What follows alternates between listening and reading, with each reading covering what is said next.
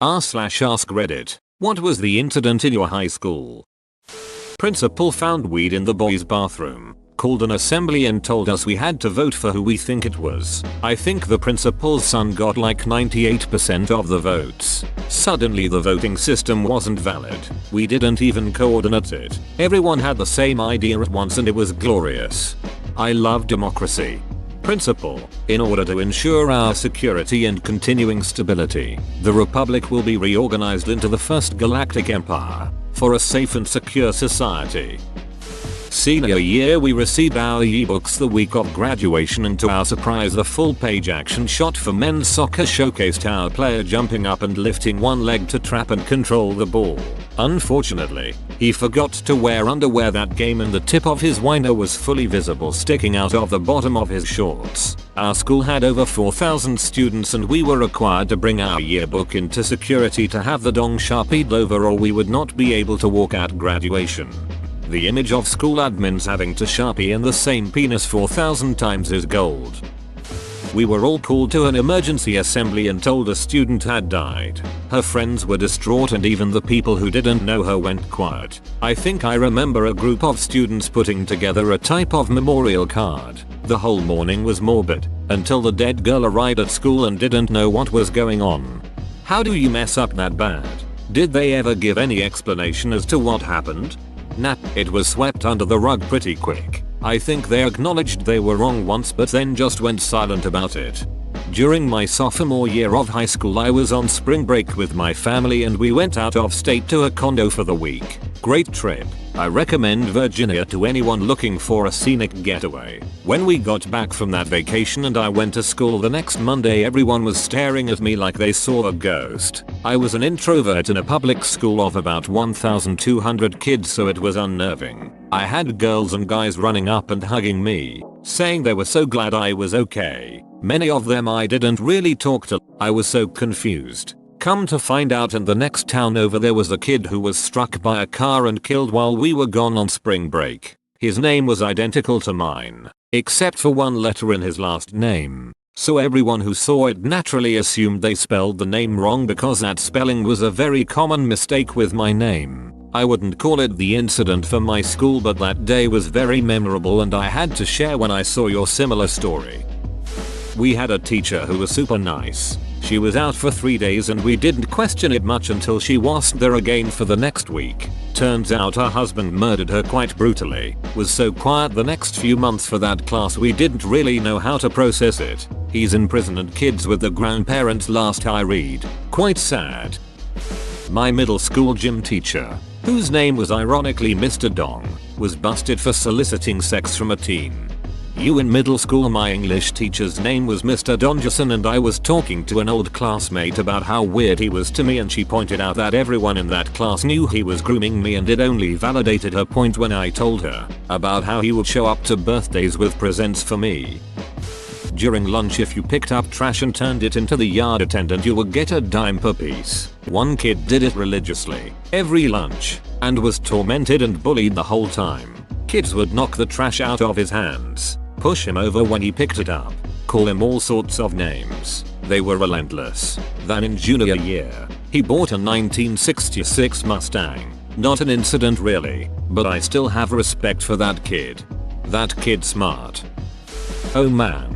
One time this kid I was friends with brought this hot sauce called a bomb, 1.5 million Scoville units, hotter than hell, to high school and let a bunch of kids try it during lunch. I mean at least 30 kids. Some kids really started freaking out because that shit is ridiculously hot. Like you're supposed to add 1 or 2 drops to a big batch of chili to make it spicy. Some were trying to show off and took a swig of it and ended up vomiting everywhere from the heat panic. Multiple kids had to go to the nurse and be sent home because they way overdid it. Although I think most just really had no idea what a Scoville unit was or that they made hot sauce that was that ridiculously hot. It was chaos. I tried it as well, a dime size amount, and I couldn't concentrate on anything but chugging milk, and I'm really good with spicy foods. Finally the principal came on the intercom and said whoever brought the hot sauce please, just stop. My friend got into some pretty big trouble for that one.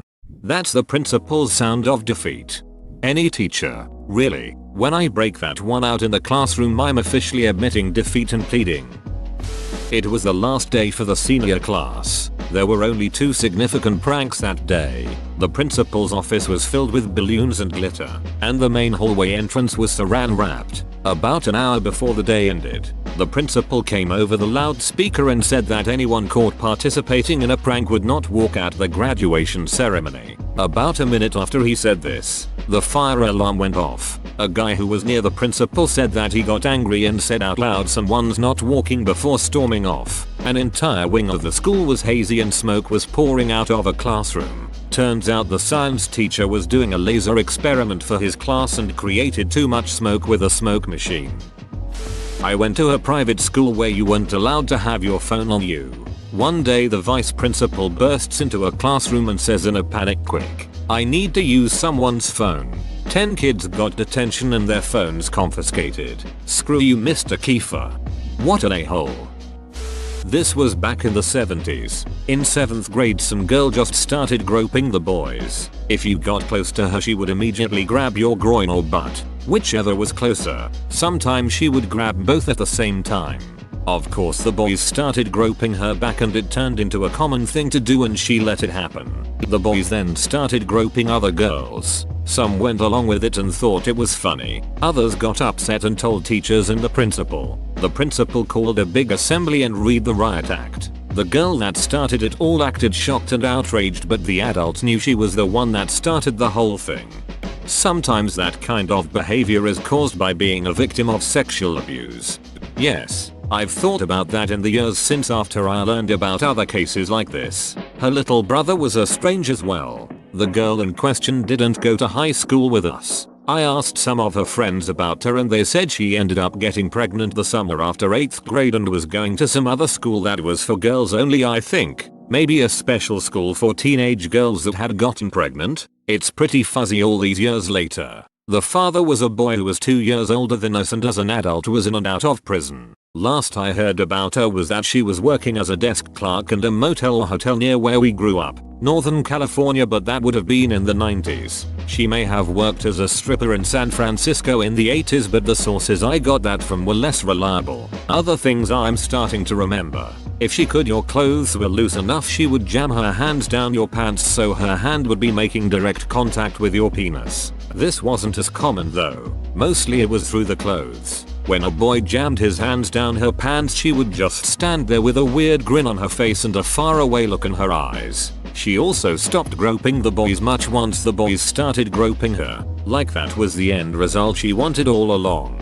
Thinking back, I wonder how the adults who ran the school were clueless up until the point that other girls started complaining about getting groped. She also was the one that used to bring Playboys, Penthouses and Playgirls to school when those magazines were everywhere. She kept them in her locker and during lunch she would get them out and other kids would look at them. I don't think anyone ever got caught for that. The teachers must have noticed other kids gathering around her locker, but I don't think they ever investigated. I didn't transfer in until after it happened, but I had a classmate who was in the room when it happened. Our 9th grade year, 1989 to 1990, one of the guys in the theater drama class had been threatening suicide and to hurt friends and classmates. She and all her friends went to the teachers and principal, but were told they could do nothing because he had no history and therefore, he had to do something first. He did. Walked in mid-class, took the entire room, including my friend and her friends who had reported his threats, hostage, brandished the gun around repeatedly, then shot one of their mutual friends who was trying to talk him down. Kid lost his ear, but not his life. Thankfully, she was still giving legal depositions 2 years later when I met her, which is how I heard the story. This would definitely be negligence on the school's part, which is why she was giving depos. There is a general duty to protect your students, especially in the face of actual threats. It also sounds like you have multiple kids reporting multiple incidents, so the idea that you could say the kids had no history is laughable. He might not have had a file, but a simple investigation would likely have revealed even more incidents. Someone I knew tried to call in a bomb threat from a payphone during finals week. This was in the 90s and nobody took him seriously, and the school found out who he was and suspended him for like a couple days. I'd imagine now the school would go on lockdown, or just close and not let any students in. Since he did it early in the morning, the kid would probably end up getting arrested by a SWAT team with a bomb squad nearby, cost the city a fortune, get jailed, or at least expelled, and their life would be ruined. Yep, we had a rash of fire alarms my junior year. The principal pleaded for them to stop. One weekend the school raided all the alarms with that ink that sprays whoever pulls it. Dude got nailed, charged with a serious crime because he foolishly admitted to pulling like 10 alarms. He spent his Christmas at juvenile hall.